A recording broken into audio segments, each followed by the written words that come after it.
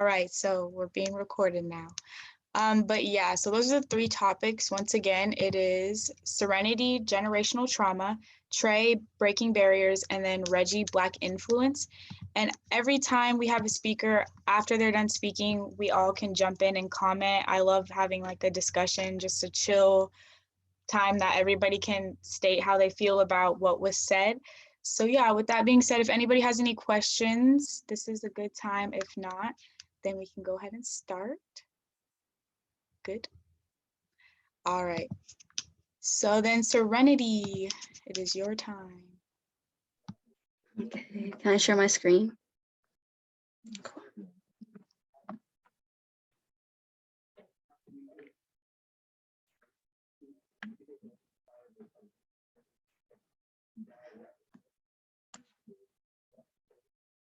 Or said it won't let me share my screen right now. Oh, okay. I might have to like change the settings. Do you want to try now? Oh yeah, there we go. Thank you. Okay, yeah. Okay, so my name is Serenity Green. I'm a rising senior at Clark Atlanta University, and I'm a psychology major. So I'm I think this is a good one for me to speak about. We talk about it a lot in my major, and yeah, I'm just gonna get started. So first we're gonna talk about trauma, like what that definition is and what that means. So it's an experience that happens in an individual's life that creates serious harm, and that can be physical, mental, or emotional. It can like really hurt or be deeply disturbing to the individual and can cause them to feel out of control of the situation. And then going into generational trauma, that's just a traumatic event that began like decades prior to your current generation or whoever we're talking about. And it impacts the way that the individual or individuals understand, cope with, and heal from trauma. And there's many different ways that that trauma can be felt. So there's anxiety, trouble sleeping, feeling disconnected or confused, having intrusive thoughts, and also withdrawing from others. And I think one misconception that a lot of people see is like the way people act kind of tells that they didn't go through anything or whatever the case, but people experience things in many different ways and it can be shown in many different ways. So I think we should take that into consideration. And then generational trauma can be transmitted through attachment relationships, where the parent has experienced relational trauma and have an impact on the individuals across the lifespan. And then going on to how this shows up in families. Families can seem like emotionally numb or have trouble discussing feelings, which I think we see that a lot. Like sometimes families can kind of like want to hush you a little bit and don't want to talk about things that are kind of like blatantly seen by other people from the outside. So yeah, they may think that like discussing feelings is like a weakness or however they think about it. Let me see. And then that family might have trust issues with outsiders and seem like continually conflictual. So maybe always having problems with people who try to like talk to them or maybe just be kind or kind of see what's going on or something like that, which can be seen as nosy, but sometimes people just want to help or talk. Family might seem anxious and overly protective of their children or family members, even when there's no threat of danger. And then it can be presented through unhealthy relationship boundaries and families unknowingly learning unhealthy survival behaviors, which I think is a big one as well. Sometimes I think you can see like when people act the way they do in relationships or stuff like that, you can kind of see it like from where they come from. If you meet their family and stuff like that, sometimes if you be like, oh, like that's why. I think that happens a lot. But going into that, so how does this show up in relationships? One thing I got really into these past couple of years is like attachment styles, because I think they're really helpful. I read this book and it was called Attached, and it really went in depth with it. So I'm just gonna kind of go over it a little bit. Attachment styles are expectations people develop about relationships with others based on the relationship they had with their primary caregiver when they were infants. So just the way it's just saying like the way that you're brought up really shapes how you communicate with others, like when you grow up. And it can be within any relationship, like friendships, platonic relationships, romantic relationships, with anybody really. And it's I think it can be really helpful when you learn your attachment style, because I think everybody has one. There's a couple different ones. There's avoidant, anxious, and secure. And I'll read what the avoidant one is right now. Avoidant attachment styles, and this quote kind of describes it a little bit. So because they learned as infants to disconnect from their bodily needs and minimize the importance of emotions, they often steer clear of emotional closeness in romantic relationships. Dismissively attached adults will often seek out relationships and enjoy spending time with their partner, but they become uncomfortable with when relationships get too close. They may perceive their partners as wanting too much or being clingy when their partners express a desire to be more emotionally close. And then for anxious attachment styles, I have another quote here. It says, adults with preoccupied attachment patterns often feel desperate and assume the role of the pursuer in the relationship. They often have positive views of other people, especially their parents and their partner, and generally have a negative view of themselves. They rely heavily on their partner to validate their self-worth because they grew up insecure based on the inconsistent availability of their caregivers.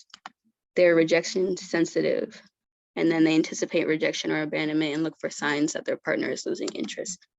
So yeah, for the anxious attachment style, it's really those people that other people consider like clingy, like jealous, and kind of they have like a push and pull type of attitude in relationships, I think. And then avoidant is more so like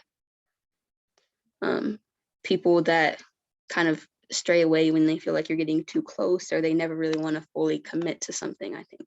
And then secure, I didn't really put that because we're talking about like generational trauma, but secure is when you like when you were growing up, your parents met all of your needs, and it's not just like physical needs, like being there for you when you're hungry and stuff like that. It's also emotional needs and kind of how they react to your emotions and how they treat your emotions. If they let you feel the way you feel without like shutting it down and stuff like that. And yeah, so when you're secure, you thankfully had people that were around you that kind of made you feel secure in yourself and confident to communicate with other people and everything like that. And then what can we do to mend unhealthy habits and like change directions for the next generation? First, we want to identify the problems or behaviors. I think it's really important. Like you can't fix anything that you won't admit is a problem or is broken. You have to, and that can be the hardest part, definitely, admitting something that you do wrong or pointing stuff out that you feel it hurts you or is detrimental to you in your life. And then building awareness of what causes you to step into certain behaviors. Like what makes you feel the need to, like whenever those behaviors come out, what are the things that happen before that you can point out to where, oh, that's why, like being yelled at, feeling devalued, feeling disrespected, and then becoming aware of how you react. Do you shut down and become angry or vengeful?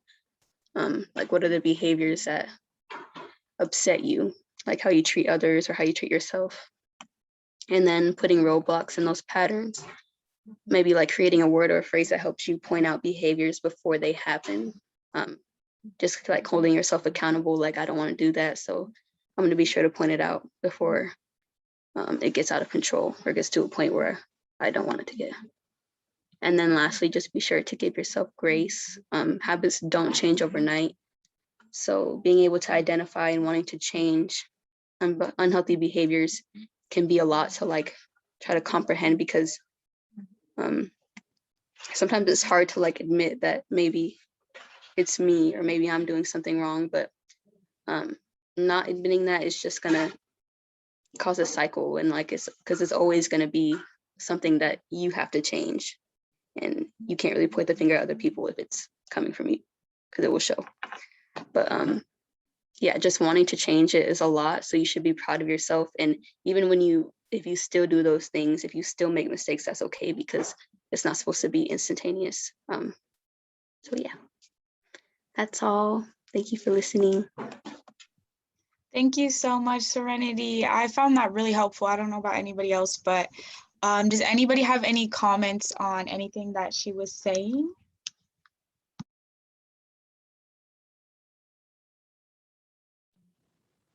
Yeah, go ahead. You guys could speak up whenever. I'm sorry. I have a comment. I just wanted to say, I think it was very important that you touched on like learned behaviors and things like that from your parents, because that's really big. And I think it's hard for people to admit that sometimes. Like if they've had trauma and they pass down that trauma to you, and they're like overprotective because something happened to them.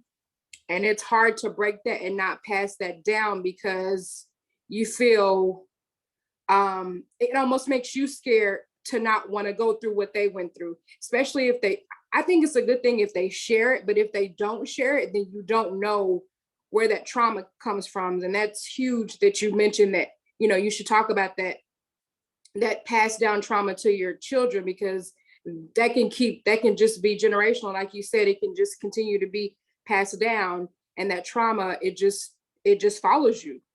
And sometimes you don't even know where the trauma originated from. And you're just like, well, I'm scared of that because my mom's scared of that. Or I don't do this because my mom said it'll cause this, or my mom or dad. I'm not just picking on mom, sorry. My mom or dad is won't let me do this because when they did this, this is what happened to them. And you instill that fear in that person when it's not even their trauma, their own trauma. It's the person's trauma that's, like you said, generational trauma. You're passing that on to somebody else. So I really like the fact that you highlighted on that, and your presentation was very great. Good. Thank you. Yeah, I definitely agree. Like it comes from way far back, and I think when we realize that it's not directly our fault. Not that there needs to be a blame of anybody, but like you have to look back and think like, where did it come from and why is this happening? Yeah. Thank you. You're welcome. Yeah, thank you guys so much. I definitely agree with everything both of you guys have been talking about, and I'm gonna comment, but I'm gonna let everybody else comment first. So also I just realized, because Ty did it, there's a little hand raisey reaction thing at the bottom of the screen if you guys want to do that, so that we can awesome. take turns speaking. But yeah, so Ty has her hand up. So Ty, go ahead. Hi, this is Ty's mom. I just wanted to say hi. I just wanted to say that was wonderful. Your presentation was amazing. And I actually learned some of that in therapy, and how some people grow up and become narcissists and other people grow up and become codependents. And it's exactly from that, from how they formed their attachments in childhood. And it can be fixed. I mean, as an adult, you can go to therapy and try to fix yourself. And to the other women, I'm so sorry. I can't see what your name is, but I loved what you said too. And when you were talking, I was thinking about an interview that I had seen that Jay-Z had done. I love Jay-Z and Beyonce. And anyway, he had said that when he was first starting out in the early 90s, that I think it was like one of his uncles or cousin or something was like, oh, you're never going to be able to do it. You're never going to be successful. And he was like, that's your story. Don't make that my story. That doesn't have to be my story, because that's what happened to you. And, and he was specifically talking about how because sometimes of our own failures or our own hurts or disappointments, we then pass that on to our family members, and we won't let other people come up because we couldn't come up for whatever reason. And he was saying, like, don't do that. Like, for the next generation, be like, hey, it didn't work out for me, but there's no reason why it can't work out for you. So thank you so much. You guys are great. Thank you. And yeah, you're right. Like, one thing I didn't talk about, but for the avoidant and anxious attachment styles, those two, like, for some reason are not for some reason, it makes sense because they're always like drawn to each other. So it becomes like this really bad, like someone that you can't get close to, and then someone that wants to be super close. It's like continuous, and there's like a never ending thing. Yeah, thank you so much for both of those points. Reggie, did you still have something to add? Can you hear me? Yes, I can hear you. Okay, because my thing be tripping sometimes. So I think it's really, really good that you defined a lot of like the issues of it, because if you don't necessarily know all the definitions of like what sadness is, what the process between happiness and sadness, or like child development, if you don't know any of those different things, it's really hard to know what's wrong with you or what's wrong with someone else, or how one person could be affecting you or how you're affecting someone else, because you don't even know like the titles of what barriers are in all those different realms. So I think it's really, really good that like you decided to like define a lot of those things, because like people think in a lot of cases when you're talking about emotional and emotional and like trauma and stuff like that, like they kind of just use their own issues. But if you just lay out like a flat foundation, it's really easy to kind of fill in pieces of their life to make it make sense. You know what I mean? But yeah, I liked it. It was cool. It's very like easy to grasp onto. Thank you. Yeah, definitely. Yeah, thank you guys so much. I really found it informative. Like Reggie said, it's good to know what to call certain things. And then also I was gonna try to ask you guys first, and then I was gonna speak on it. How do you guys think this directly relates to the Black community, especially because it definitely does? Does anybody want to speak on that first?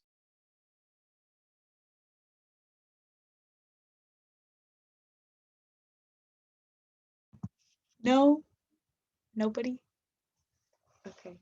Well, I see it a lot because as we know, the Black community really suffers from generational trauma a lot, and it's a lot of things that we don't even understand. Like sometimes we're just mad and we don't even know why. We're just mad at the world. We're just mad. Or I've met Black people who are like very resentful towards white people. They don't know why. Just like certain things that, I don't know, Black people feel, I really feel like is from generational trauma, especially after hearing Serenity deeply explain a lot of things. I don't know if you guys can relate or if you know what I mean, but yeah, it's good to know exactly how this is affecting people because it is so common, especially in the Black community, I feel like. Does anybody else? Trey, yes? Yeah, I just wanted to comment that I can't necessarily speak for all Black families, but I know in my family, I definitely agree. Like everything she explained about how it's just how I was brought up, the over the attachment, the anxiety is kind of how I was brought up. That when you explain how sometimes we're just mad, sometimes we're resentful, I'm a little embarrassed to admit it because sometimes I'm going through therapy as well, and I'm working on my own mental health, and I'm working on my own figure out what's like wrong, not necessarily wrong with me, but what I need to fix to become the better version of myself is. And I'll touch on that a little bit in my piece, but I definitely do have some resentment towards white people. And I definitely need to work on that. And I acknowledge that and I fully accept that. It's not something I'm necessarily comfortable speaking about, but I mean, I feel like, this is a safe space. It's not necessarily because I want to be, what I'm saying, but it's just something that's always been in me. And I think it is the way I was raised because I was kind of brought up that way, yeah. Serenity, you have anything to speak on for that? I think for the Black community especially, there's an issue with like trying to keep things quiet and just not being forward about what's actually going on. I think a lot of times we would rather like sweep things under the rug and act like nothing's going on because we don't want people in our business, or like we can just get over it, or they don't want to put pressure on somebody else. But when doing that, it's like kind of pushing another person's feeling to the side, like while trying to make way for someone else and try not to talk about it, you're hurting like your child or your sister or your brother or whatever. And then that's going to be a whole different problem within themselves. That's the main thing I was thinking about. Yeah, for sure. I agree with both your guys' points. And Trey, also thank you for sharing that, because I feel like it's more common than people think. Same with what Serenity was saying with the Black community. That stuff is more common than people think. So as soon as we start looking at this information that she's giving us and actually like trying to apply it, that's when we can start changing the culture, I feel like, in the Black community with that area. So yeah, thank you guys so much for all of your points there. Does anybody have any last things to say on this topic? Trey's kind of goes with it a little bit, but also if you have anything specific to Serenities, go ahead and say it now or put it in the chat.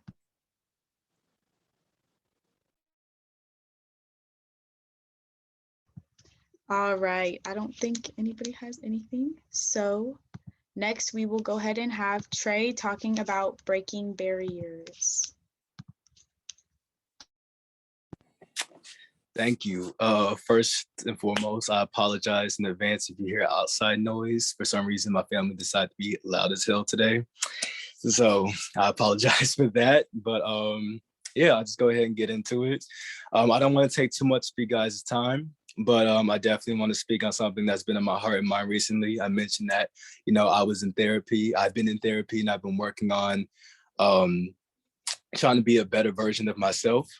And I think it's important in the current world we live in with technology, social media, you know, COVID, the political climate, that we really take a moment to really center ourselves and look at ourselves for a minute with everything.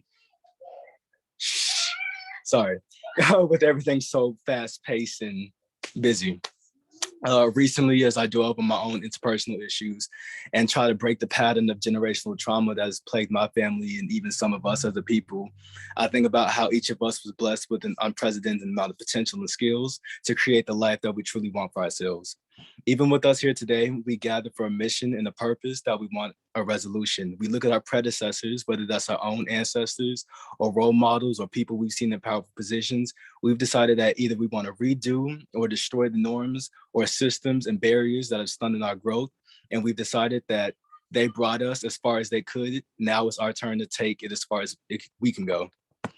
It takes time, but eventually with determination, we can achieve it. But for now, in this present moment, thank God or Allah, Buddha, the universe, or your ancestors that you've been protected and brought all this way. We're the ones who are going to do it. Break the curses, heal the wounds, and carry the torch to the finish line. Even in our moments of doubt, miracles happen every day, and there's something higher than you that has instilled that determination within.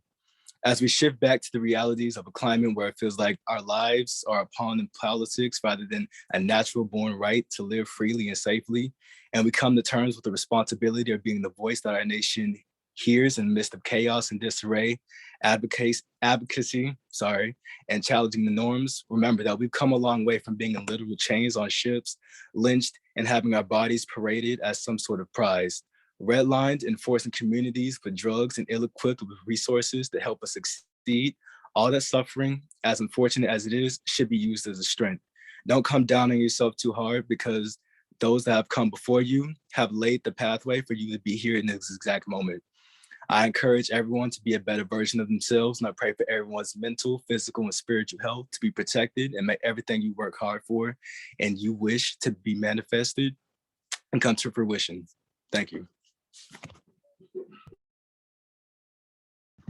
Thank you so much. I really like that, going after Serenities, because we're talking about these things that are kind of holding us back with generational trauma. And then that's like really about just pushing through.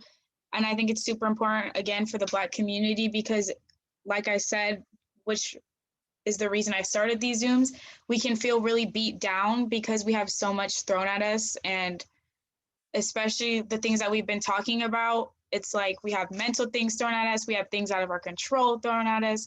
So yeah, I think it's really important for that message to be shown today, especially after what we've been talking about. Does anybody else have any comments on that?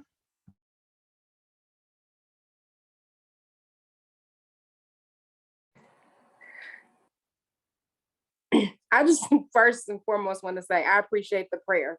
Just that was strong and it was deep and I felt it. Um, it was really good, Trey. I don't think we have enough of that in this world today. I feel like everybody's so busy, busy, busy that they forget that. And you said all. I mean, whoever you pray to, you didn't necessarily leave it to one religion. And I like that you left it so broad to everybody. You basically said, well, to whomever you pray to, or whoever is your higher power, I think you should give thanks to that. And I really appreciate that. And it was very uplifting.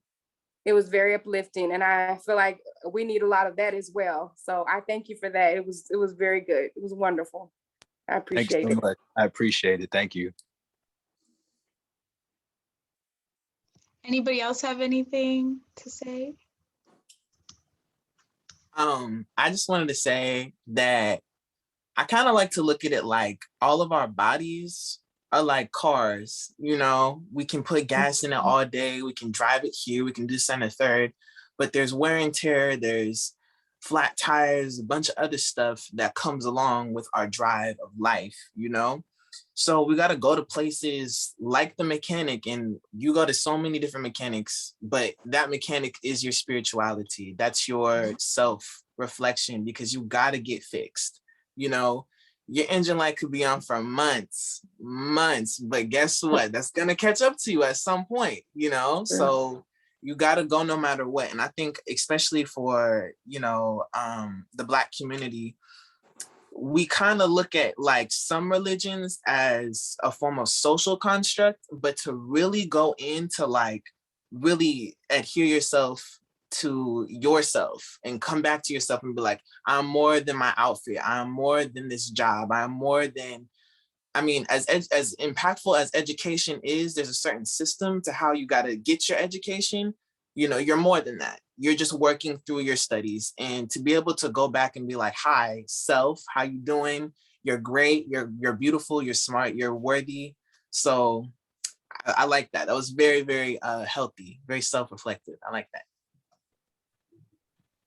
Yes, for sure. And I was just gonna add too, I think this could also apply to our allies that we have watching here, because it really is about just breaking the barriers. And I feel like a lot of the time too, trying to be the ally for the Black community, or ally is not the right word to use anymore, advocate for a Black community. It can be tiring because you are going to be told a lot what you're doing wrong, and you know, you're going to be maybe uncomfortable a lot of times, but it's important to keep pushing and keep fighting through, which is like, you know, the message I really got from his speech for everyone, you know, because as soon as we give up, like, that's just when we're settling for the world as it is, and we should work for a world that we want, not just settle for the world that we have. That's how I always look at it. And, you know, that's what I'm trying to do with my career, is say, I don't like something, so what can I do to change it? And if you're really passionate about something, you don't just give up when you're uncomfortable and when you're sad because you're doing it wrong. You keep trying and you keep pushing and fighting, because you know it's what you should do, and you know it's what we have to do, really. So yeah, thank you so much. Trey, did you have any last thoughts, or anybody have any last thoughts on Trey's speech?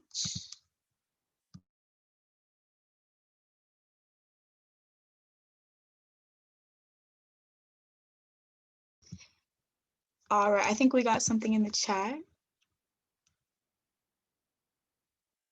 Yes, thank you, Katrina. She said learning is supposed to feel uncomfortable, which is very true. If you don't feel uncomfortable, you're probably not learning enough, probably not pushing yourself hard enough, you know?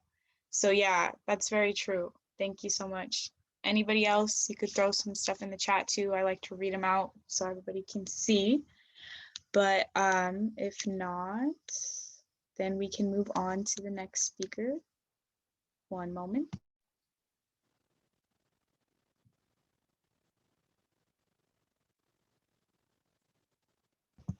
All right, Reggie, go ahead and start.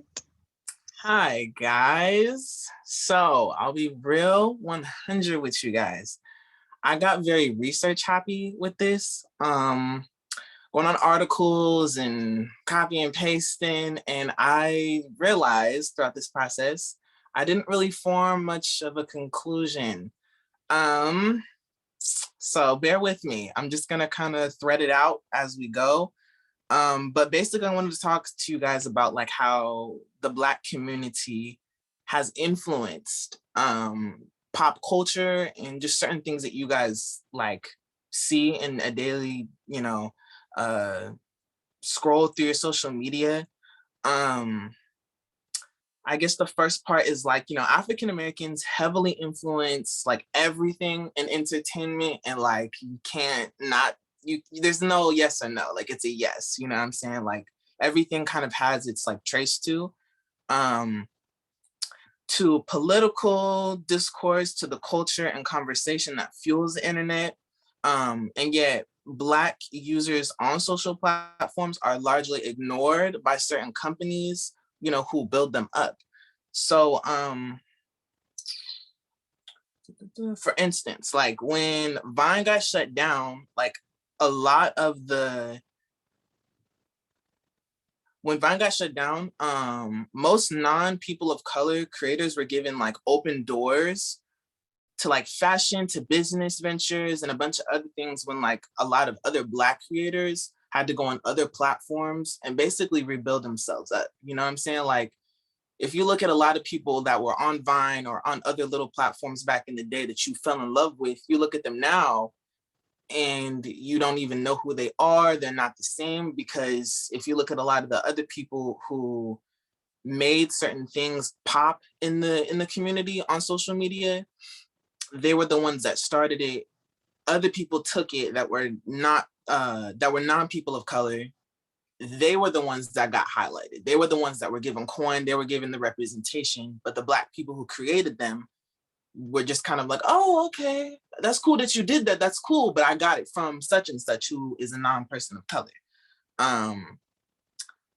Going back to this, Black people thrive on social media platforms despite the self-sabotage the companies inflict on themselves. Twitter is known as like a safe haven for trolls who often face little to no retribution, sheesh, for their persistent abuse. A lot of times, Black culture is used to make profit from like the music industry or fashion industry. And the Black community, I feel like the term ghetto is just creativity that hasn't really been like discovered or used by any other team or any other group to represent themselves as. And once they figure it out, then it becomes popular. It's no longer ghetto, it's the fad. It's something that we like.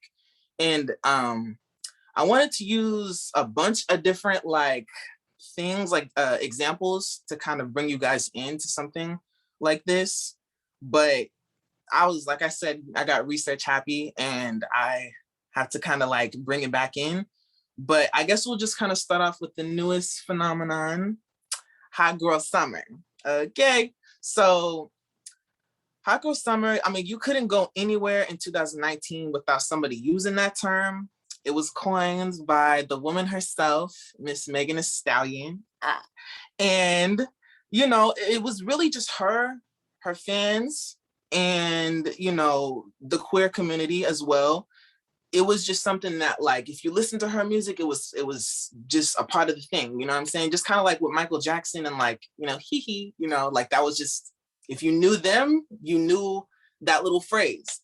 But eventually, even you guys could like see it now, like fashion companies are using Hot Girl Summer. If you go on Forever 21, you see Hot Girl Summer sales and, a bunch of other different things. And it's just slowly dispersed all over the place. I mean, yes, it's good that Megan's getting her coin, because every single time someone like trademarks it, she gets some type of, money from it. But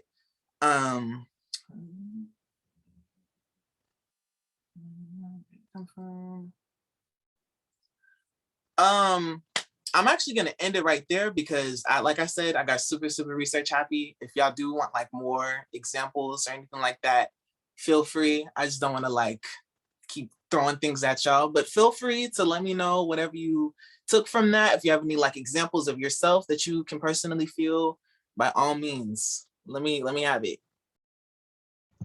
All right, we got some hand raised. Thank you, Reggie, so much. I have a lot to say as well, but that's a good topic right now, especially I feel like, because especially now that we got TikTok popping and all that, it's definitely showing a lot. So Ty, we'll have you go first. Hi. I definitely agree with everything that you said about everything, because I literally saw this like a meme or a post or whatever on Instagram, and I think it was this girl just graduated and she had like a slick back ponytail, but it was like a super long ponytail that had like 2021 or something in it. And the caption was, Vogue better give her credit when they steal this idea.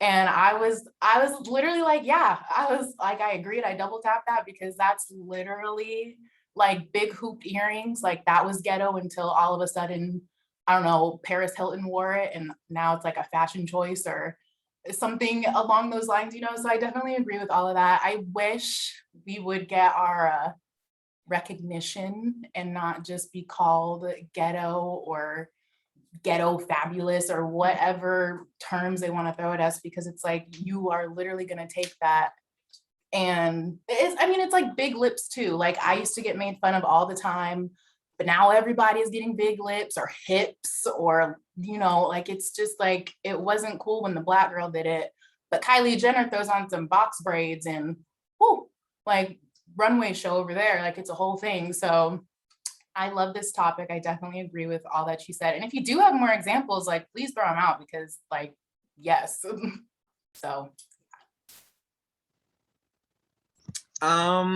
Yes, you literally just like we're like a mirror reflecting like all of this situation. Like I have a couple other examples, like because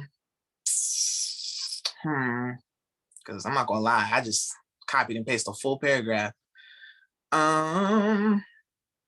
I guess one that's more like, because I mean y'all be on TikTok, but like I don't know how much on TikTok y'all be, but y'all be on like Vine a little more. Let's take it back to like 2014 when Vine existed, when that was hot, you know, remember like On Fleek, you know, remember the eyebrows, hair on fleek. Certain non-Black creators and just individuals and personalities, they were the ones that ran it into the ground. I mean, of course, the Black community, we used it, we said it, but it was just like, you know, girl, that's on fleek, you know, just like how we would say, girl, please, you know, it's a part of how we kind of say it. But other company or groups, you know, kind of just ran it into the ground and created other meaning for what it actually intended to be, because eyebrows on fleek literally meant eyebrows on fleek, not, ooh, these nails are on fleek, you know what I mean? Like, either way, I mean,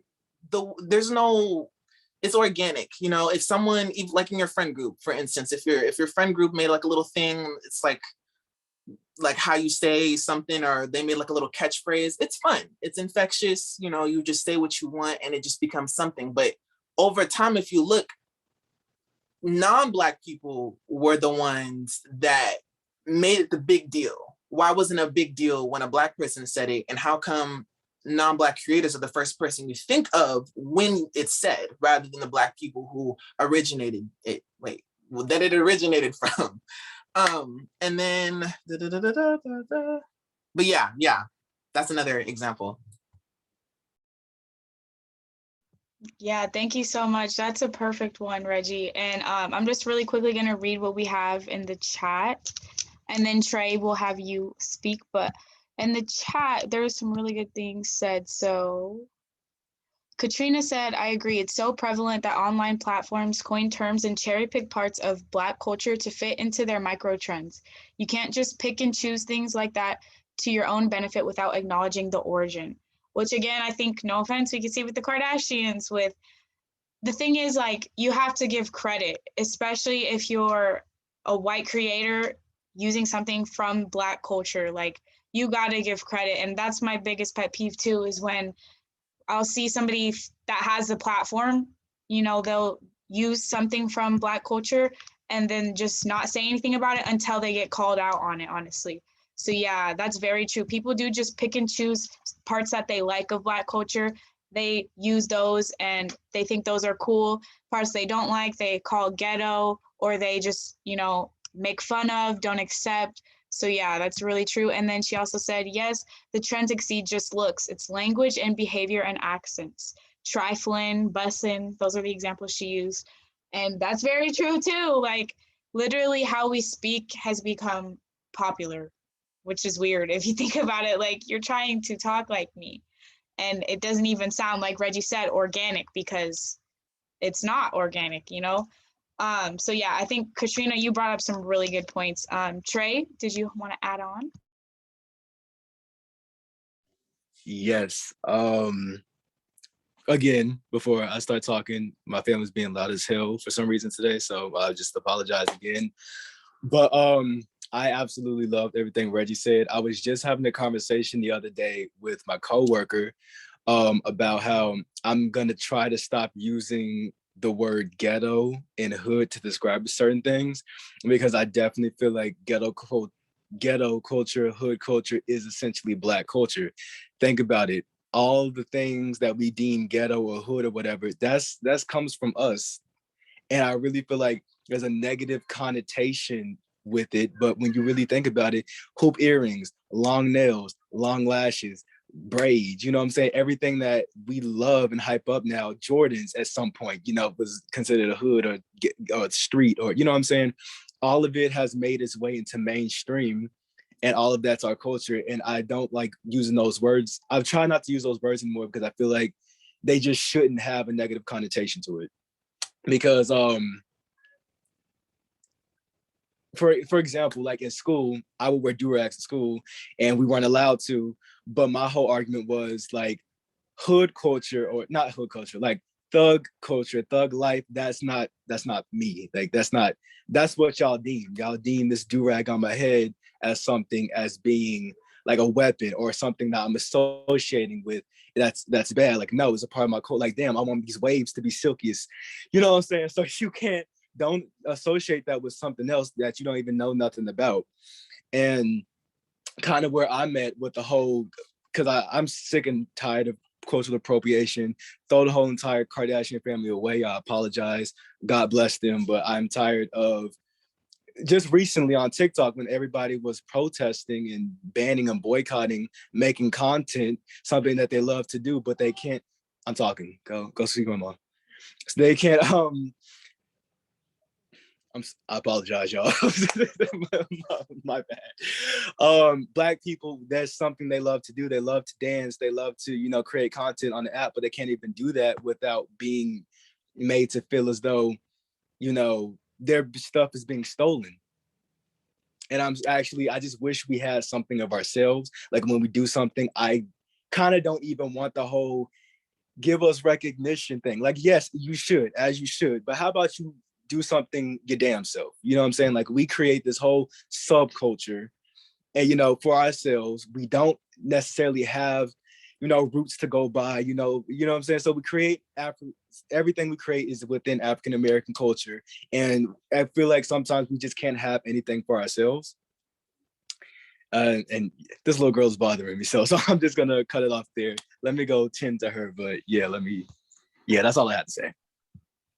Thank you so much. I really agree too. And you're right. Honestly, I used to feel like so annoyed, even just about, and some people disagreed with me about this, about baby hairs or about do-rags, like you said, because to me, it's like, we did these things for a reason. So when I see a white person wearing a do-rag, it's really frustrating to me because, like, they'll take it off and they'll be bald or something. And I'm like, wait, why you need a do-rag though? And it would be so annoying to me too at Mariner, because yeah, that was actually something I was trying to freaking protest. I was trying to go to the office and do all the steps to go change that, because it was annoying to me that we can't wear do-rags when people wear dumb stuff all the time for spirit days, but he can't wear a yellow do-rag for a spirit day. Like it never made sense to me because like you said, it's a part of our culture. It's a part of, we do it for a reason. We're trying to keep our hair nice. So yeah, I knew cultural appropriation was going to come up with this topic too, because it is a part of this topic. It's a part of what Reggie's saying about how Black people, we have these things in our culture, and then other people end up making them popular.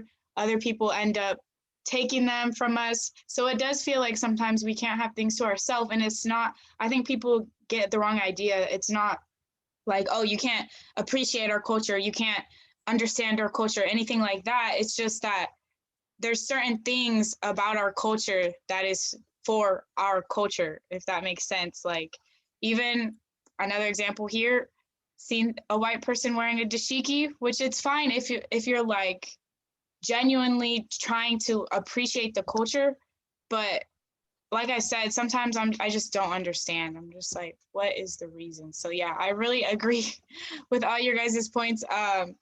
And then I think there's 2 hands raised. I don't know who raised theirs first. So we'll just go. We'll go. Oh wait, Trey, did you put yours down? Okay, he's good. All right, go ahead, girl. You go. I'm working on this. I find it, I'm probably not the only one, but I find it sometimes a little disrespectful when other cultures, not just only white people, but other cultures use certain words. Not that we own certain words, I'm not saying that, but certain words have been put in the dictionary because of like certain words like y'all, things like that, like slang, things that we say a lot. And like when I hear somebody else say ghetto, that's not from the ghetto, or they don't know that life. Y'all know what I mean by saying that life. You don't know that life. You didn't have to struggle, or that's not where you came from, and things like that. I find that offensive because me personally, I came from that life. Nothing was handed to me, or I had to work. I put myself through college. I put myself where I'm at to this day with no help. Yeah, I had family, of course, but they couldn't help me. And we came from the ghetto. So when I hear other people say that, or other nationalities say that, I get offended. So I'm working on that. I'm also working on telling people that they are trying to talk Black, because I don't think that's a thing. I don't.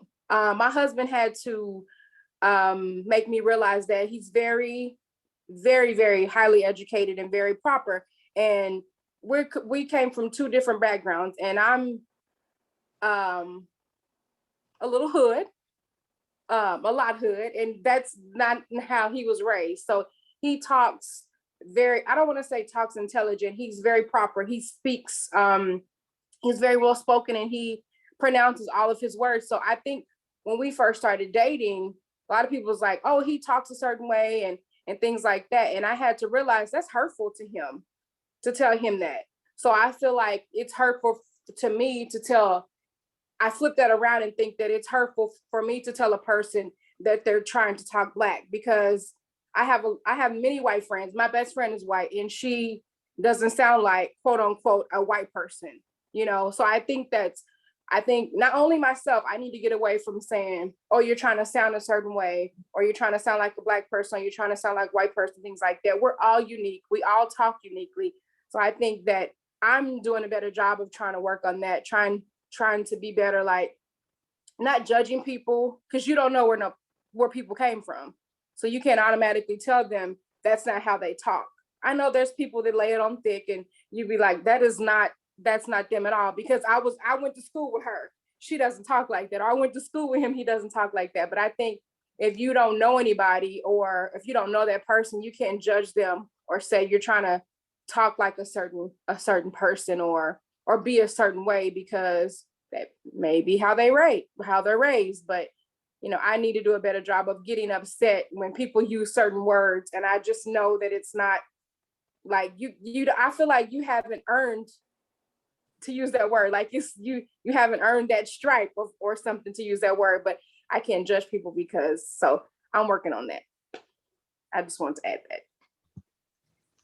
Yes, thank you so much. I really appreciate all your guys' points. It's actually like opening my mind to like different ways of thinking about stuff. Cause I'm also one that I always have to speak up and people always are like, oh, that killed the mood when I am like, oh, so let's talk about this. So yeah, it's good to also like work on yourself with controlling your emotions if you can, but also I understand as a Black person we go through so much, so much stuff is thrown at us if we can't always approach it calmly. Speaking of that, I did want to bring up one point, for if we do get frustrated a lot with these topics and stuff and like trying to educate other people. Actually, one of my teachers told me about this. It's about having the capacity. Marcor, I got you with that. It's about having the capacity to like talk about these things. So if you don't feel like you're able to maybe break something down to a white person about, something they're asking, it doesn't mean you never have to talk to them about it. You could just say, right now I don't have the capacity to talk about this. I've been asked 50 questions about why my hair is this way, why I look like this all day. So I don't have the capacity. Doesn't mean I'm never going to get to it. But yeah, that's also a good way to handle the emotional side when it does get frustrating, because I get very frustrated with these type of things. But anyway, Serenity, what were you going to speak on? I was just like listening to everybody talk. I was thinking about a couple of examples I saw of that, like over the past couple of days. I saw the YouTuber Jaclyn Hill. She had released like a makeup brand or like a cream contour or whatever, and she used Hot Girl Summer to like advertise it, but there were no shades in her makeup brand that fit Black women, which was just crazy, and everybody got on her for it. And I feel like it was kind of deserved, because why would you take a phrase that was coined by a Black woman and then not give her a shade? Like, it didn't really make sense. And then there was also I don't know if you guys have heard of the brand Telfar.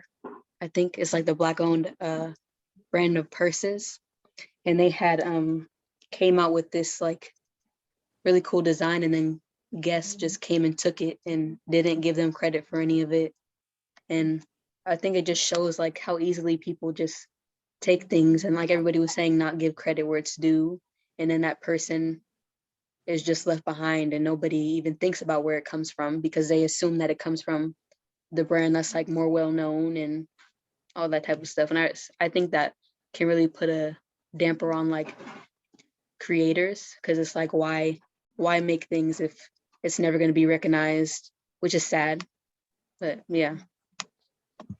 Yeah, that's a very good point. I mean, I think like half the history we learn is wrong. I'm sure like a lot of things were made by somebody else and it just never gets discovered because somebody, takes that and makes it their own. And I hate that.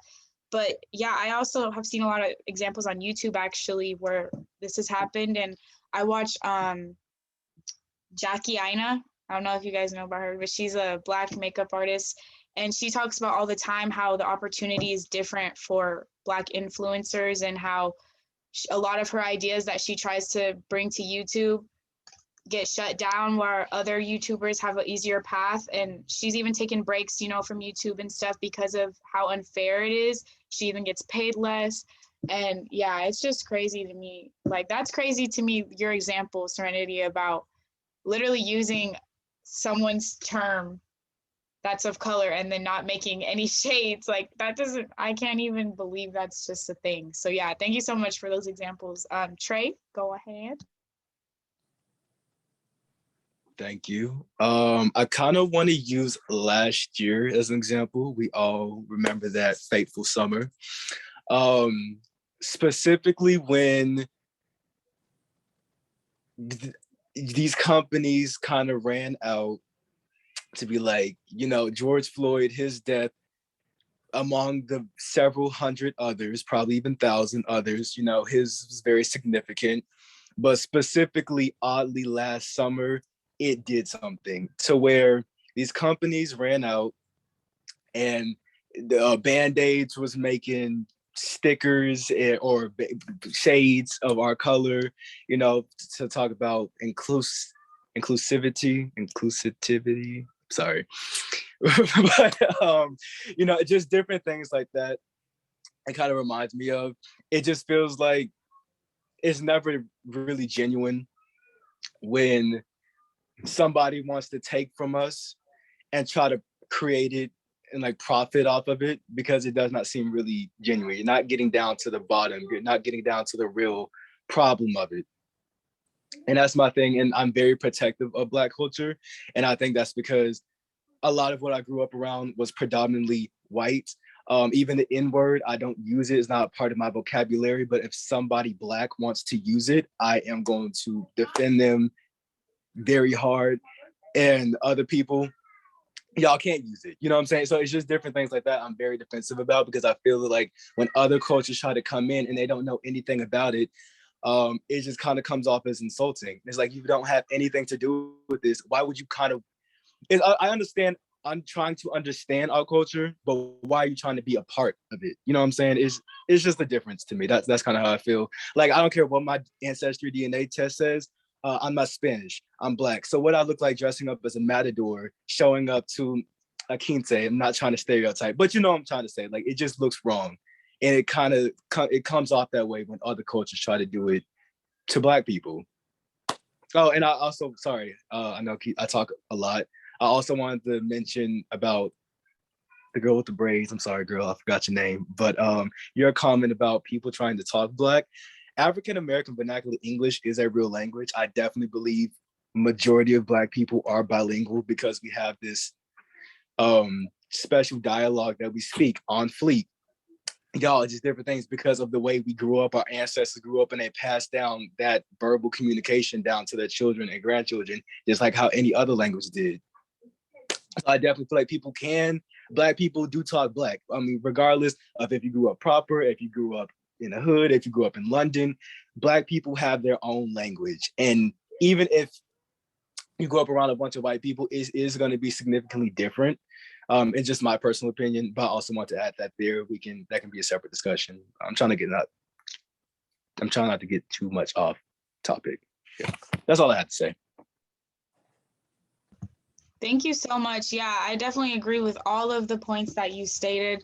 Like, just everything you said, I felt so hard, honestly. So yeah, thank you so much. Reggie, did you want to add anything to all of these comments about your speech? It's on, child. I don't know how to use this. Okay. Yes, you guys, like, I'm actually really glad that you guys like really did like feel like attached to this, because honestly, like when I was trying to like figure out like the way to like address this, I truthfully had like so many concepts of like how to pinpoint it. What was like the base of like this idea, I was actually at like the hair store the other day and they didn't have what I needed. So I went over to Walmart.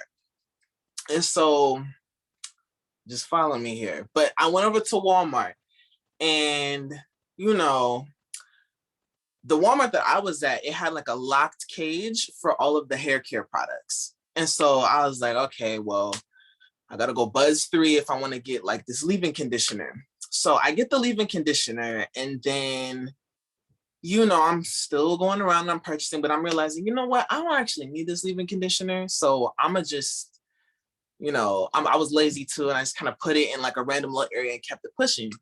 So keep in mind, there are people watching me. There are people, and like I can tell it too. I'm like, they're watching me. They're like trying to see what's going on. And so I get to the cash register and then the lady is like, so what happened to leave-in conditioner? I was like, oh, I didn't want it, you know, it's cool. And then she said, are you sure you don't have it? Like all this stuff in here, you don't have it? Because I was also wearing a backpack. But that was just like the idea. But going on to the fact that the Black influence creates to certain marketers that since our products associate with Black people, 9 times out of 10, Black people are gonna steal or something like that. You know what I mean? And it bothers me that you got the locked liquor cage and you got the Black hair care section that's locked up too.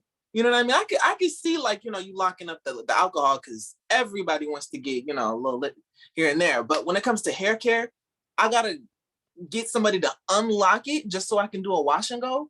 You know what I mean?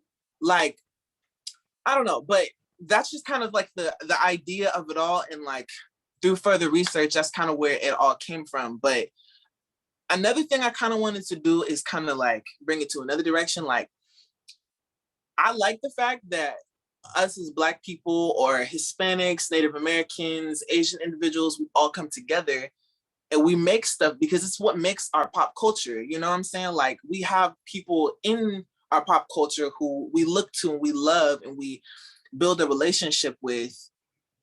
And I like the fact that we can do that. But when it comes to us creating something that's organic and taking the bones of our walk of life and presenting it to people, at the end of the day, just like how when Beyonce makes music, she gets her credit because that's her. But when it comes to something, say she does like a little dance, someone else does it, she won't get her credit. That's probably a really bad example because Beyonce could blink and everybody's gonna blink like this. But anyways, all I know is that this is just a really interesting topic, and I'm really grateful for you guys to like really open your minds to come to this. But yeah.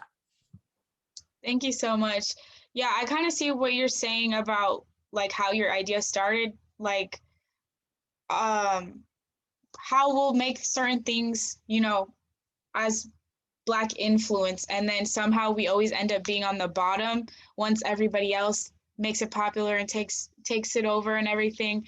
And I think that's why also I could see why like people are so passionate about it, like how Trey feels and everything, is because we start something and then somehow we end up on the bottom of it, or we end up not having it as our own or getting the credit or, just anything like that. So yeah, really quick, since we did talk about some cultural appropriation, I was just going to read that definition to make sure everybody's on the same page with it. So it's the adoption of an element or elements of one's culture or identity by members of another culture or identity. This can be controversial when members of a dominant culture appropriate from minority cultures. So yeah, that's what we're discussing, kind of. Well, that's the area that we're kind of jumping into. Really quick, I want to read what's in the chat. Katrina said, first, yeah, you shouldn't have to beg to be treated with respect or beg to not be categorized as a white person's assumption. Thank you so much, Katrina. I love all of your comments always. By the way, Katrina, please keep coming and please keep commenting. You're the best. She also said it's discouraging to know you're walking headfirst into a game that won't be played fairly, which is very true. This is actually a good topic to get into after the other ones that we discussed, because it does get discouraging, especially like we can see it with Black influence, really, with literally all elements of Black culture. It's like it can get discouraging to know that we could start something and not have it be our own.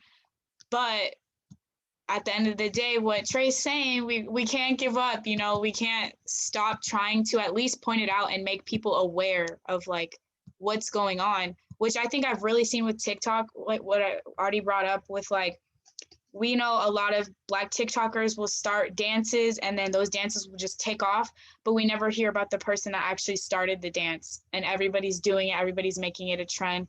So yeah, I think it's really important to just keep trying to show the recognition and keep trying to make people aware. And then Auntie Danny, she said, but I also think we could do better at supporting our own community when it comes to where we spend our money. The Black dollar doesn't stay within our community nearly as long as it stays within other communities. Just another point of view. And then maybe something we could touch on next Zoom meeting, which is true. We could definitely bring that topic up as well.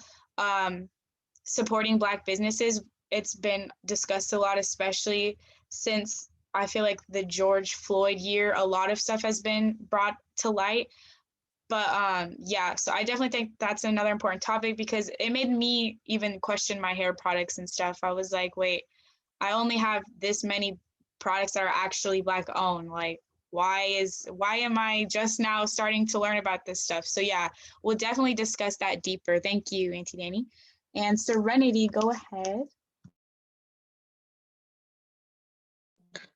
I was just gonna say, the the conversation got me thinking about HBCUs, and I think lately a lot of people, it's been like controversial with white people coming to HBCUs. And there was like a situation last year where on Twitter, this girl had like announced that she was going to Spelman, and she, like, we were also talking about being genuine, and she wrote this like whole paragraph, and it really just did not seem genuine at all. Like, it was talking about like Black queens, and it just felt kind of forced a little bit. And for me personally, I get that people want to go to HBCUs to like learn Black culture and stuff, but I also don't think it's something that's necessary. Like, you can, we talked about this before, I think on the last meeting, but you have the power to like go learn and look stuff up on your own. And just the purpose of HBCUs, they were created because Black people were kept out of other universities and colleges and stuff. So why, I'm not against it, but I just always ask why. Like, why do you feel the need to go to a HBCU where there's a majority of Black people? And I don't know. It's like when there's, it just feels good to be in a place where it's just like all Black people. Not that I love everybody, but being around people where you can all learn and understand yourselves without having to like have someone else in your ear asking you questions about like, oh, what about this? What about this? Should I do this? It's like a good feeling. I just don't understand why you would want to come. I don't know. Yeah.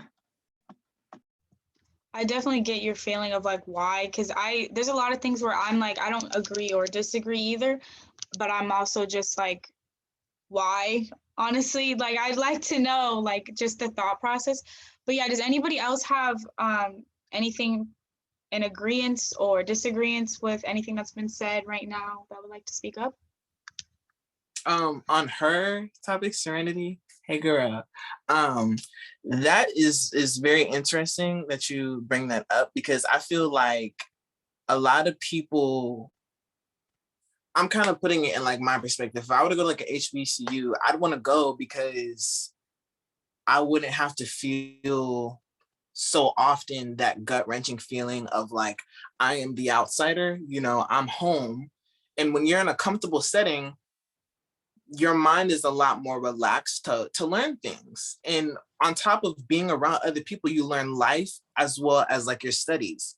I feel that in that situation, you know, she wanted to learn about our culture on top of, you know, going to school or whatever, but it just kind of bothers me in some ways how some non-people of color want to learn about just what's normal to us when it's just as normal to them to live their lives. You know, of course it's cool to like want to know like why, it's just an example, like why we put so much sugar in Kool-Aid. Actually, that was bad. I don't even put sugar in Kool-Aid. Or just why we just do things in the hood, or why we do things in religion, but you shouldn't look at it from like, I'm only friends with you, I'm only here, I'm only in this area with you just because I'm trying to learn about you. I'd much rather feel comfortable with the person trying to experience it because they want to be my friend or they want to be in my life to pursue their life. You know what I'm saying? Because I don't know. That's kind of like the direction. But yeah, I definitely like that point of view and that perspective though. Very intelligent.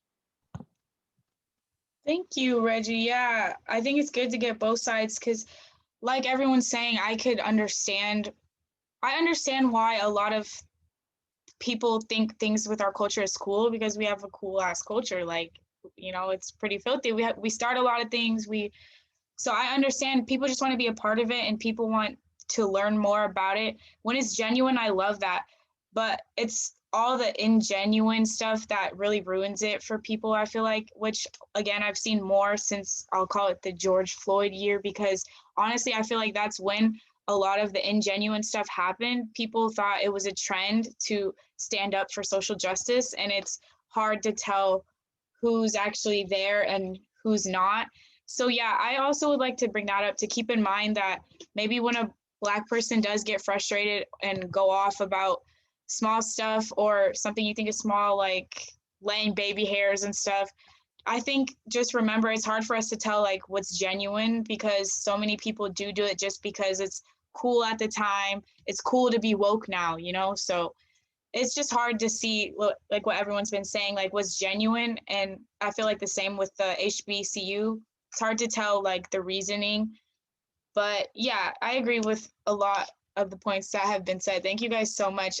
We kind of got off topic, but then got back on topic. So I like it. I like where the conversation's going. We have some more stuff in the chat. Trey said WeBuyBlack.com is a great source for finding several Black-owned products. I'm definitely gonna check that out. I took a picture of it. So yeah, if you guys are interested, there's that in the chat. And then Katrina said, you got it. The influence Black culture has had on social media is so extremely prevalent, and it's always been on the back of my mind, especially when I'm doing simple things like scrolling on Twitter or TikTok. It's so easy to hide behind a screen, and it's odd to see someone reveal their face and be a white person when they presented themselves through their own tweets and vocabulary with dialect that is definitely not their own. I could go on about this for a while because I haven't talked about it with anyone. Thank you so much, Katrina. Yes, please continue to share your points because I think all of them are super strong. And yeah, I think social media is a really good example for this. Clothing, hairstyles, what else? I can't even, there's just so many things. I'm just like, we see this everywhere. And I hope this isn't coming off as like a bashing to anybody, because it's definitely not. It's just literally the research even Reggie provided is just like a small chunk of it. So I think it's definitely an important topic to have because it does hurt the Black community a lot. So yeah, anybody else have any last points on this subject?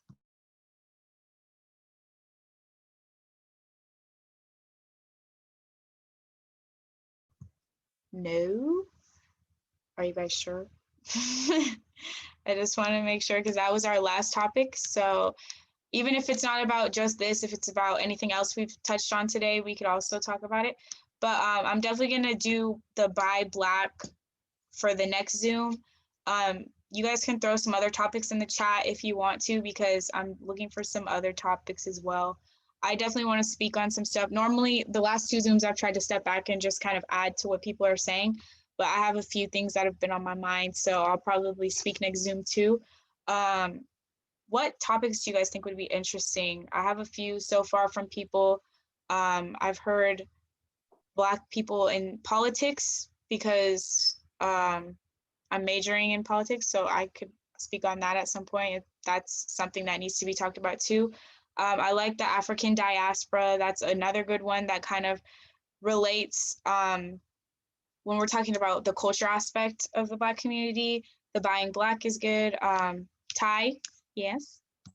Yeah, I have a topic I'm probably going to discuss next time, but I don't really know what you would call it, but I am engaged and I am getting married next year, and I am looking at wedding dresses, and nothing, you know, whatever, but all of the models are white, and it is very hard for me to picture myself in what they're wearing because I can't relate to that. Like I'm very super pale, but I am literally a Black girl, and it's like I have to specifically type wedding dresses Black girl just to get some ideas for what it would look like on me, or you know what my bridesmaids are going to look like, because 3 out of the 4 are Black, and it's just like, so I think I'm going to talk about that next time, because it's like, why are all of the, like, you go on most websites, most of the models are white, or they're just not Black unless you go to like Fashion Nova or something, or like where they kind of cater to Black people. But it's like, why is that not more of a thing? Like if I go to jcpenney.com, like it's going to be white families on the beach. Like it's, so yeah, I think I'm going to bring that up next time. Yeah, that's a really good one. I definitely agree. We can just have a whole one of like representation, because that's in a lot of areas. I mean, hair, social media, we only get represented in a certain way. So yeah, that'd be super a good one to bring up. And then someone else in the chat said, oh, Trey said Black conservatives and Black Republicans would be a good topic. like what's going on with Candace Owens, period. I would love to speak about that. Like, that's super interesting to me. And anybody, even if you don't want to have like a whole speech, we can literally just go back and forth and like discuss certain things and stuff too. So if you guys are interested, you guys know how to contact me and stuff. Any other topics you guys would be interested, or any other comments to add? No. Alrighty, I'm gonna end the recording. Let's see. How do I do that?